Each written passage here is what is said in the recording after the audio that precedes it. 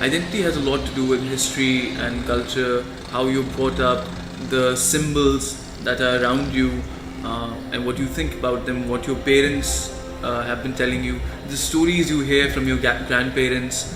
It's a very, very complex mixture of all these factors.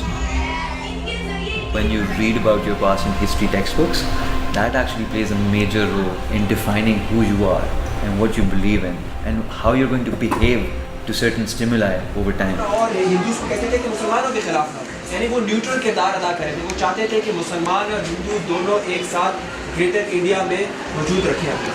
वो नहीं चाहते थे कि मुसलमान और हिंदू डिवाइड हो जाए। The problem was that the way history was being taught, which I felt as a student, which my peers felt as well, it almost bred this intolerance and this lack of trust. Hindu और मुसलमान एक साथ नहीं रह सकते। दादी and पे कादर हम धोखा दे देते। हिंदू चाहते थे कि मुसलमान हमेशा उनकी गुलामी करते रहे। So these history textbooks are sort of an amalgamation of multiple sources of information being used to teach children certain things. For example, there are opinions of these authors about, let's say, certain ethnicities, Hindus, for example, or Sikhs. So these children are taught opinions as facts. There's also the fact that there's either misinformation, so some things are reported completely incorrectly, or information is completely omitted. I'm impressed. I saw your voice there.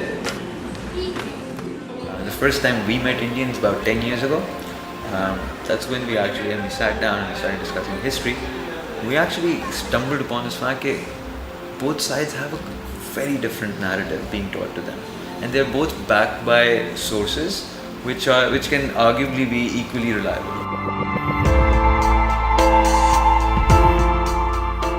So we came up with the book that doesn't give you a reconciled version of history.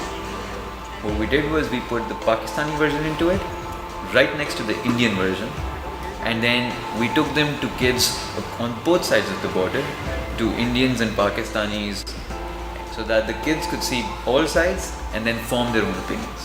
Fundamentally, we're trying to do two things. Firstly, introduce the idea that there are multiple perspectives to every story. And the second idea is that it's extremely important to critically analyze your own opinions, where they're coming from and where they can lead you eventually. People simply don't realize how much this issue threatens the identity of our future generations. It's extremely important to empower them with the right tools to identify and question bias, and ultimately it's extremely important that we change the way history is taught to our future generations.